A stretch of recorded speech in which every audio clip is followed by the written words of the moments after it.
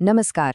આજે આપણે વાત કરીશું શરીરના એક એવા રહસ્યમય કનેક્શન વિશે જે આપણા સ્વાસ્થ્યને એવી રીતે અસર કરે છે જેની આપણે કદાચ કલ્પના પણ નહીં કરી હોય. આ છે ગટ બ્રેન એક્સેસ, જેને આપણે કહી શકીએ આપણું બીજું મગજ. ક્યારેય એવો અનુભવ થયો છે કે પેટમાં પતંગિયા ઉડતા હોય, કોઈ મોટી ઇવેન્ટ પહેલાં પેટમાં થતી ગડબડ કે પછી કોઈની ચિંતામાં પેટમાં અજીબ ફિલિંગ આવવી? વેલ, આ માત્ર કહેવાની વાત નથી, એની પાછળ એક ઊંડું વિજ્ઞાન છુપાયેલું છે. મોટાભાગે આપણે એવું જ માનીએ છીએ કે આ બધી ફિલિંગ્સ એ આપણા મગજમાંથી જ આવે છે, બરાબર? પણ શું થાય જો હું કહું કે આખી વાર્તામાં એક બીજું એટલું જ પાવરફુલ પાત્ર પણ છે? હા, આ બધું આવી રહ્યું છે આપણા આંતરડામાંથી. વૈજ્ઞાનિકો હવે એને આપણું બીજું મગજ કહી રહ્યા છે. એ આપણા પાચનતંત્રમાં રહેલા લાખો ચેતાકોષોનું એક એવું જટિલ નેટવર્ક છે જે સીધું આપણા મુખ્ય મગજ સાથે વાત કરે છે. તો ચાલો આજે આપણે આ બીજા મગજને ઊંડાણપૂર્વક સમજીએ. આપણે એના ગુપ્ત જોડાણ વિશે વાત કરીશું, આપણા આંતરડાના સૂક્ષ્મજીવોની ભૂમિકા જોઈશું, એ રોગો સાથે કેવી રીતે જોડાયેલું છે એ જાણીશું, અને છેલ્લે સ્વસ્થ આંતરડું અને સ્વસ્થ મન માટે આપણે શું કરી શકીએ એની ચર્ચા કરીશું. ઓકે, તો ચાલો શરૂ કરીએ પહેલા વિભાગથી, આપણું બીજું મગજ, અને જાણીએ કે આપણું પાચનતંત્ર ખરેખર કેટલું સ્માર્ટ છે. જુઓ, આધુનિક વિજ્ઞાન હવે એ વાત પાક્કી કરી રહ્યું છે કે આપણું આંતરડું માત્ર ખોરાક પચાવવાનું કામ નથી કરતું, એનાથી ઘણું વધારે કરે છે. એ આપણા મૂડને કંટ્રોલ કરે છે, આપણી ઊંઘ કેવી આવશે એ નક્કી કરે છે, અને આપણા માનસિક સ્વાસ્થ્યમાં પણ એનો બહુ મોટો રોલ છે. આ ખરેખર એક ગેમ ચેન્જિંગ વાત છે. પણ સવાલ એ છે કે આ બંને એટલે કે આંતરડું અને મગજ એકબીજા સાથે કનેક્ટ કેવી રીતે થાય છે? ચાલો બીજા વિભાગમાં એ જ સમજીએ. સમજો કે આ બંને વચ્ચે વાતચીત માટે એક 3 લેન હાઈવે છે. પહેલો લેન છે વેગસ નર્વ, બીજો લેન છે કેમિકલ મેસેન્જર્સ, જેને ન્યુરોટ્રાન્સમિટર્સ કહેવાય છે, અને ત્રીજો લેન છે આપણી રોગપ્રતિકારક અને હોર્મોનલ સિસ્ટમ. ચાલો સૌથી પહેલાં વાત કરીએ વેગસ નર્વની. આ આપણા શરીરની સૌથી લાંબી નર્વમાંથી એક છે, જે સીધી મગજથી આંતરડા સુધી જાય છે. એને ગટ બ્રેન કનેક્શનનો સુપર હાઈવે જ સમજી લો. એ સતત બંને દિશામાં માહિતીની આપ-લે કરે છે. પણ અહીં એક મજેદાર વાત છે. આ હાઈવે પર મોટાભાગનો ટ્રાફિક, લગભગ 80%, એ એક જ દિશામાં જાય છે. અને એ દિશા છે આંતરડાથી મગજ તરફ. જી હા, 80% સિગ્નલ્સ આંતરડામાંથી મગજને મળે છે. મગજ તો ખાલી 20% જ જવાબ આપે છે. આનો સીધો મતલબ શું થયો? કે મોટાભાગની વાતચીત આપણું આંતરડું કરી રહ્યું છે, આપણું મગજ નહીં. ચોંકાવનારું છે નહીં? ઓકે, હવે વાત કરીએ બીજા રસ્તાની. કેમિકલ મેસેન્જર્સ એટલે કે ન્યુરોટ્રાન્સમિટર્સ. આ એવા કેમિકલ્સ છે જે આપણી લાગણીઓ અને વર્તન નક્કી કરે છે. અને તમને જાણીને નવાઈ લાગશે કે આમાંથી મોટા ભાગના આપણા આંતરડામાં બને છે.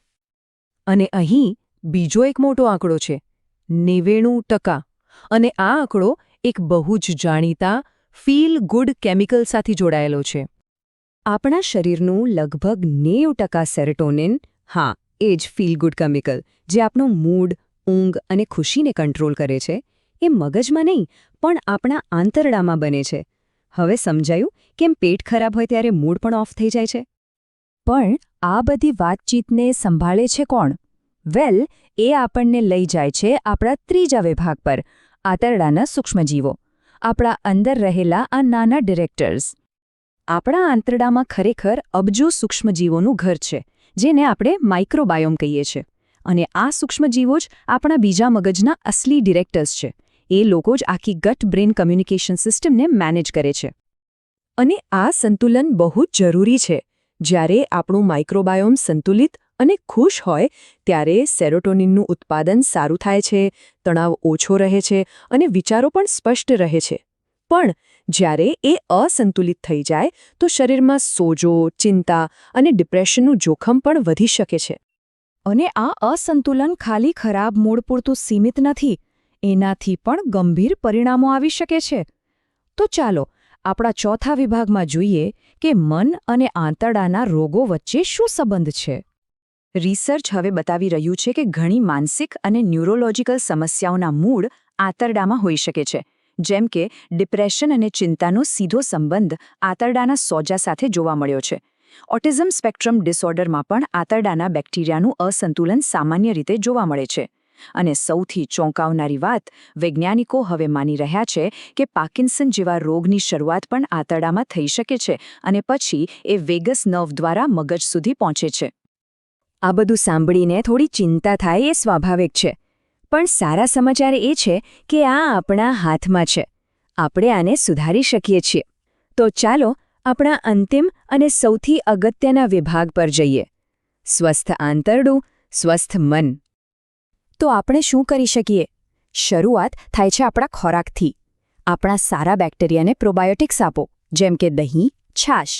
પછી એમને ખાવા માટે પ્રીબાયોટિક્સ આપો, જે ડુંગળી, લસણ, કેળામાં મળે છે. ફળો, શાકભાજી અને આખા અનાજમાંથી ફાઇબર અને વેરાયટી ખૂબ જરૂરી છે. અને હા, પ્રોસેસ્ડ ફૂડ, ખાંડ અને આર્ટિફિશિયલ સ્વીટનર્સથી બને એટલું દૂર રહેવું, કારણ કે એ ખરાબ બેક્ટેરિયાનો ખોરાક છે. પણ વાત ખાલી ખાવાની નથી. આપણી જીવનશૈલી પણ એટલી જ મહત્વની છે. તણાવ ઓછો કરવા માટે યોગ, ધ્યાન કે ઊંડા શ્વાસ લેવાની પ્રેક્ટિસ કરો. પૂરતી ઊંઘ લેવી ખૂબ જ જરૂરી છે. નિયમિત કસરત કરવાથી પણ બેક્ટેરિયામાં વિવિધતા વધે છે. અને એક ખાસ વાત, એન્ટિબાયોટિક્સનો ઉપયોગ ડૉક્ટરની સલાહ મુજબ જ્યારે ખરેખર જરૂર હોય ત્યારે જ કરવો, કારણ કે એ સારા અને ખરાબ બંને બેક્ટેરિયાને મારી નાખે છે. અને ખબર છે, સૌથી અદ્ભુત વાત શું છે? આધુનિક વિજ્ઞાન આજે જે શોધી રહ્યું છે ને, એ આયુર્વેદ જેવી પ્રાચીન પદ્ધતિઓ હજારો વર્ષોથી કહેતી આવી છે. આયુર્વેદમાં અગ્નિ એટલે કે આપણી પાચન શક્તિને જ બધા સ્વાસ્થ્યનું મૂળ માનવામાં આવે છે. જ્યારે પાચન નબળું પડે ત્યારે આમ એટલે કે ઝેરી તત્વો બને છે, જે શારીરિક અને માનસિક બંને રીતે તકલીફ આપે છે. આ એક બહુ મોટી વાત યાદ અપાવે છે કે આપણું શરીર અને મન અલગ અલગ નથી, પણ એક જ છે. તો આ બધી વાત પછી એક સવાલ તો મનમાં આવે જ છે: ખરેખર કમાન્ડ કોના હાથમાં છે? આપણા મગજના કે પછી આપણા આંતરડામાં બેઠેલા અબજો સૂક્ષ્મજીવોના, જે પડદા પાછળથી આખો ખેલ ચલાવી રહ્યા છે? હવે પછી જ્યારે પણ કોઈ ગટ ફિલિંગ આવે ને, તો કદાચ એને થોડું વધારે ગંભીરતાથી લેવાની જરૂર છે. વિચારવા જેવી વાત છે, ખરું ને?